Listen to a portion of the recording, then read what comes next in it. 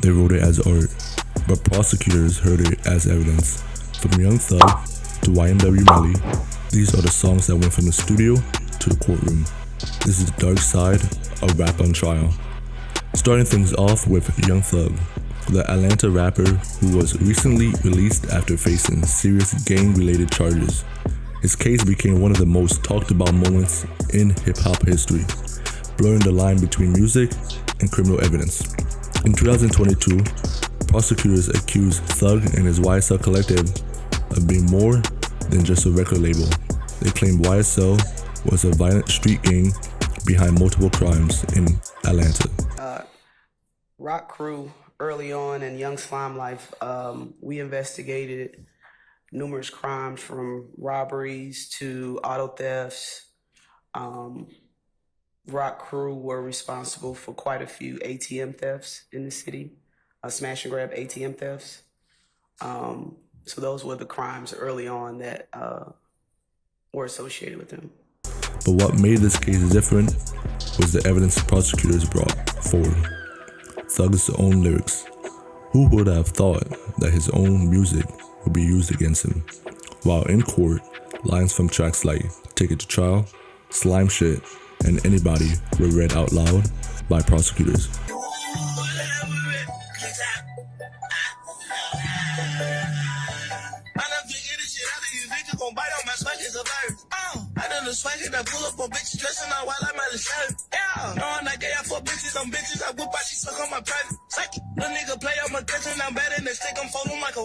Word for word, bar for bar, to use as proof of real gang activity. He is in videos basically stating that they have 10 100-round choppers, talking about weapons, talking about messing with them, you're going to die. They have I actually enjoyed this one. It was a video released on or about 12/18/20 where they said, just screw it, take it to trial. I believe they even have a choice word in that one for the judge. They argued that the lyrics referenced past shootings, drug deals, and coded messages between members of YSL. But Thug's defense team countered hard, saying these lyrics were nothing more than creative expression, reflections of street culture, not confessions of crime. The debate over art versus evidence took over social media, the news, and the rap world itself. In the end, prosecutors were never fully able to use Young Thug's lyrics to convict him. His defense stood firm, proving that rap is art, not evidence. But not every artist has been that lucky. In some cases, the lyrics did stick, and one of the clearest examples came straight out of Jacksonville, where a rising rapper named Queso watches words turn into weapons inside a courtroom. Queso, born Hakeem Robinson, built his name in the Jacksonville drill scene, not only for his dark, gritty lyrics that mirrored the violence around him, but living what he truly raps about. Unfortunately, the combination of both would lead to his downfall. Queso was arrested back in September 2022 alongside ATK Scotty for the brutal murder of Lil Durk. In court, prosecutors used songs like Queso Homicide by Young and Ace, lyrics from his song Been Dead, and him showing a picture of an op he allegedly killed. Both songs, which would highlight how demonic Queso really is and how much these drill rappers love to self-snitch on themselves. His lawyers tried their very best to defend the accusations, claiming his lyrics were just for entertainment and were exaggerated storytelling to gain traction for his rap career. Unfortunately for Queso, it seemed like everything was against him. His accomplice, Dominique Barner, aka Butter, snitched on him, and even his own father testified against him. After January 15, 2020, you became aware of a video recording that captured the murder of Charles McCormick. Is that correct? Yes. And you've had an opportunity during the pendency of your case and the discovery to see that recording. Yes. Correct. Okay. Did you, when you viewed that recording, recognize the person depicted in it? Yes. Who is the person that was captured on the video recording shooting Charles McCormick?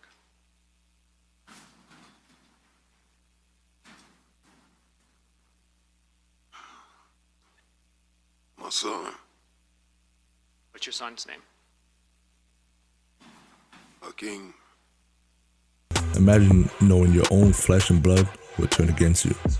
At the end of the day, they all got sentenced, and Queso is currently serving life in prison. Queso's story showed how rap lyrics can come back to haunt an artist, turn bars into evidence and ambition into a life sentence.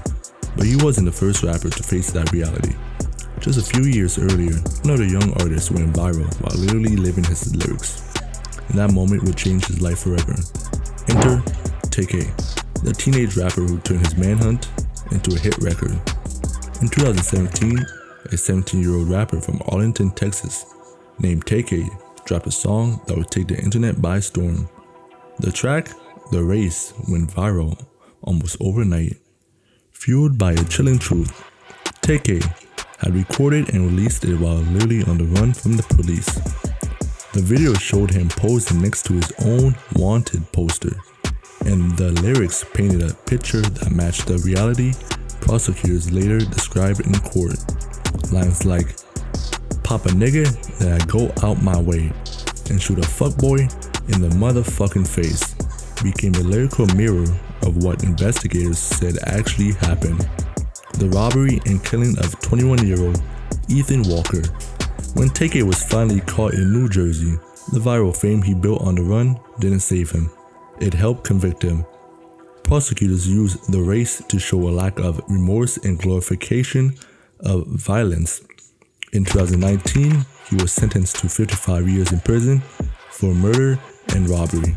And while fans online tried to separate the art from the artist, the courts didn't, turning one of the most viral rap moments of the decade into from art to evidence. But his story was only the beginning. Just a few years later, another young rapper would face the same fate, except this time, the song itself became the centerpiece of the entire case. A track that once topped the charts and flooded social media soon became Exhibit A in a double murder trial. The rapper was YNW Melly, and the song was Murder on My Mind. By 2019, YNW Melly had become one of the biggest breakout names in the new wave of melodic rap. His hit song, Murder on My Mind, earned millions of streams and showed off his unique ability to mix pain, melody, and storytelling. But that same song would later be used by prosecutors to claim Melly was confessing to something far sinister. In February 2019, Melly was arrested and charged with the double murder of two of his closest friends, YNW Jury and YNW Sack Chaser. Prosecutors alleged that Melly staged their deaths to look like a drive-by shooting, then used his own lyrics and social media posts to prove it.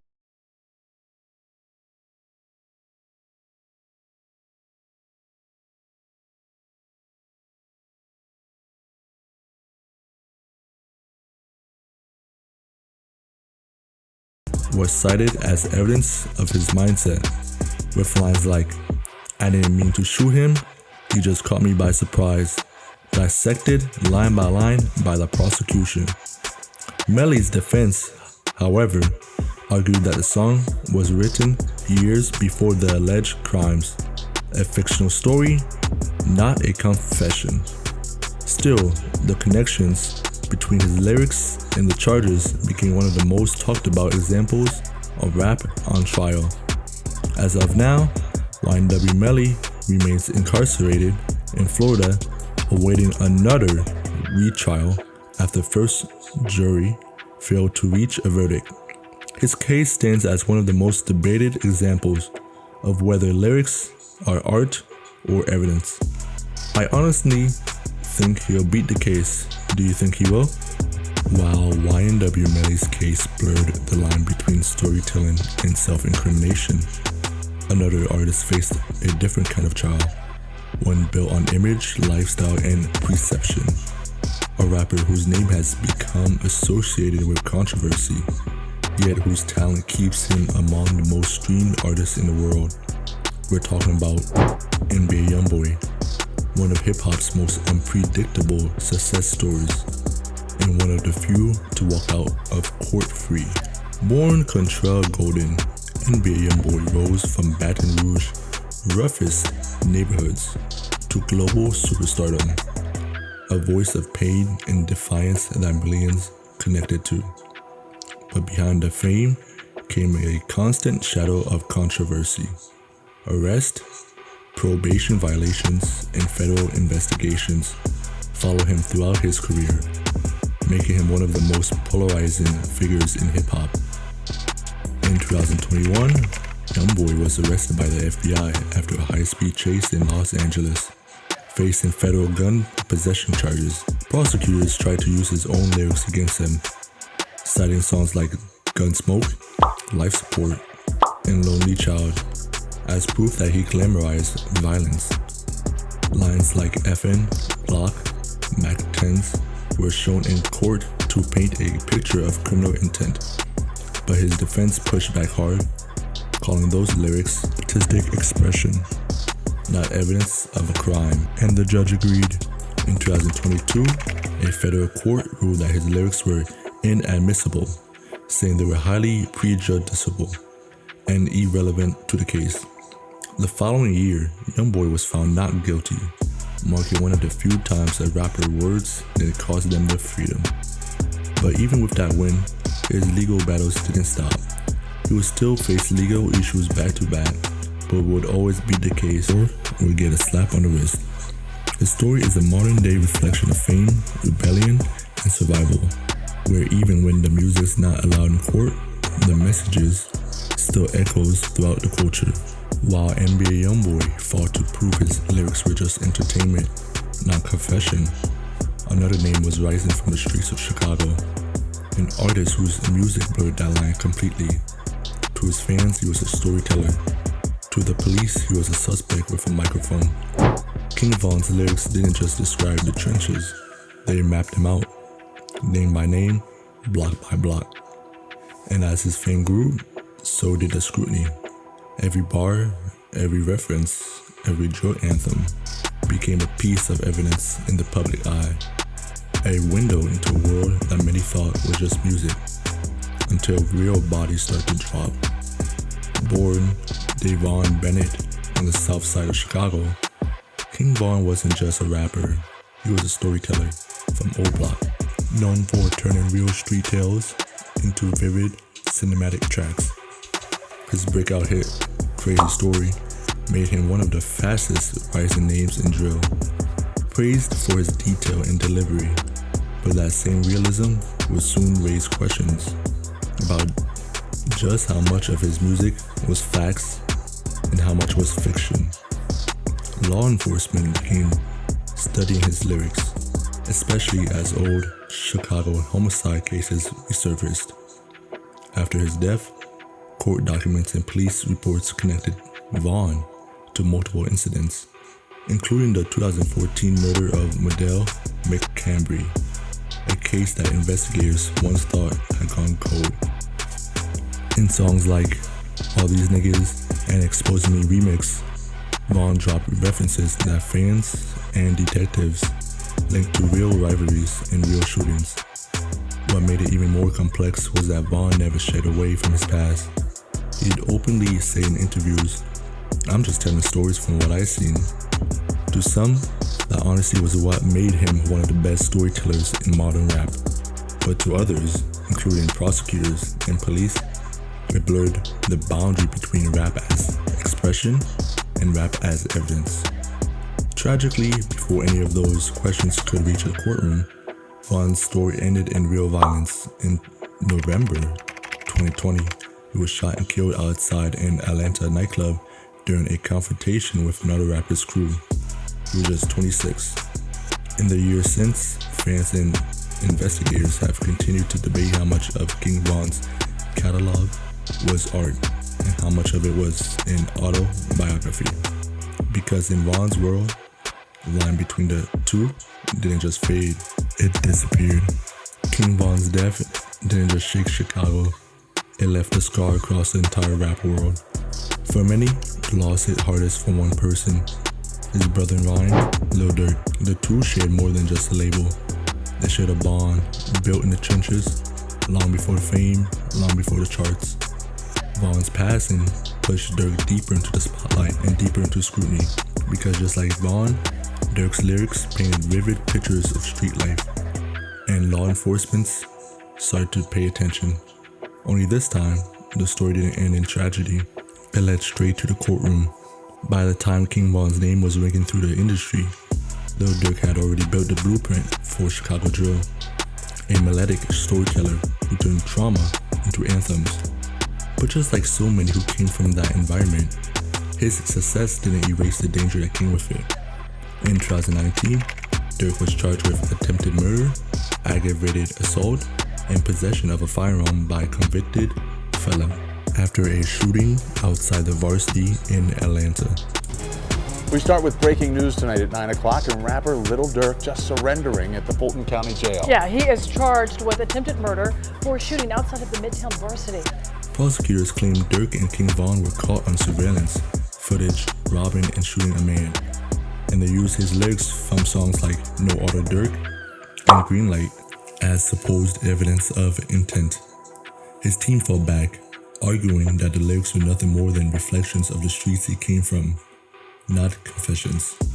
After years of uncertainty, in 2022, the case was dismissed due to lack of evidence, clearing Durk of all charges. For a moment, it felt like he had finally broken free, rising to mainstream dominance with hits like Broadway Girls and All My Life. But freedom in the rap game is rarely permanent.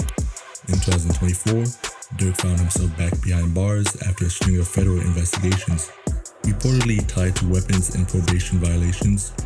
While the full details are still developing, sources confirm he's currently locked up, awaiting further court proceedings. For a rapper who has been labeled the voice of the trenches, it's another reminder of how hard it is to escape the system, even after you've beaten it once.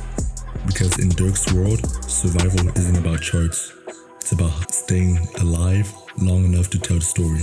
Before Young Thug, Durk, and all the courtroom debates over rap lyrics, there was Bobby Shmurda.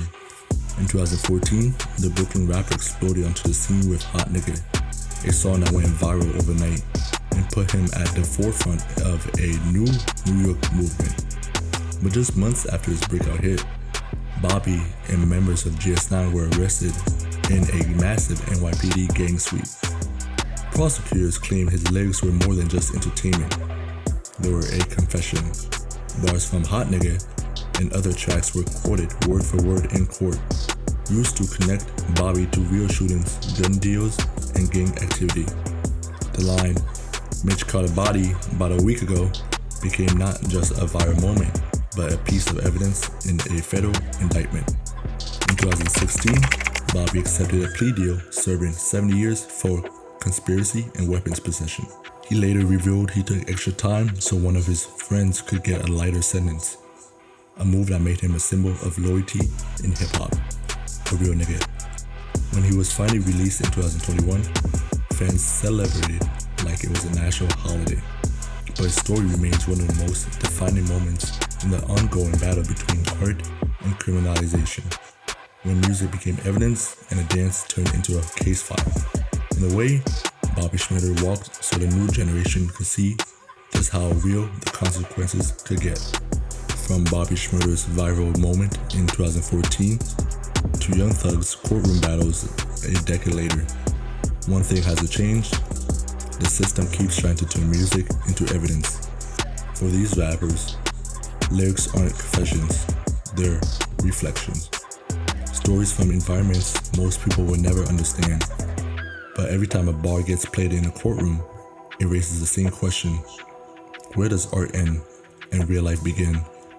Because behind every headline, every mugshot, every viral moment, this time, right around in the drop top with a stolen car, searching for my house. there's a human behind using music as the only language they know. Some beat the case, some never made it home, and as long as hip-hop remains the voice of the streets, the battle between creativity and criminalization will never stop. This isn't just about lyrics being used in court, it's about a culture that refuses to be silenced.